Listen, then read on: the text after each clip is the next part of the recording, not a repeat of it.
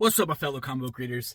Guys, we're on like take 5, take 6. It's one of those days where I just can't speak right. I filmed it another video, just didn't turn out how I wanted it at a different location. We're back in the car. We're cooking in the car, literally and metaphorically, because it's hot as hell outside.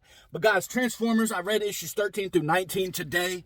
And it's still continuing to be such a great series. I know issue 23 comes out here like either this coming up week or next week. I'm just enjoying every freaking page. Every freaking panel is just so good. The Decepticons are still trying to take over Earth and kill all the humans and make Earth their own. Well, maybe enslave some humans, but definitely like wipe out the most of them. They're still trying to control their home planet. Autobots are still fighting both fronts.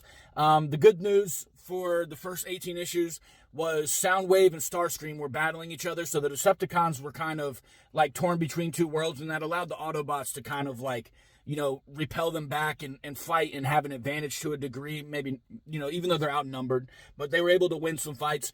But in issue 19, Big Daddy's back, Megatron, you know, and he shows up at the end of 19 and he's like, guys,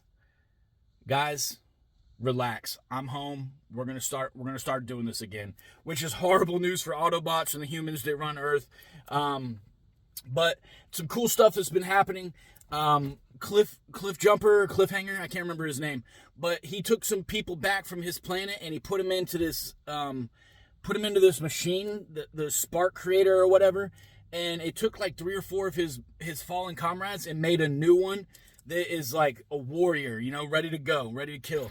And it's just stuff like that happens where I'm like, oh, I didn't even know the Transformers could do that.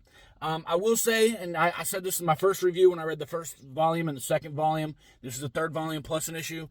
This is not your typical Transformers. This is very dark and gritty.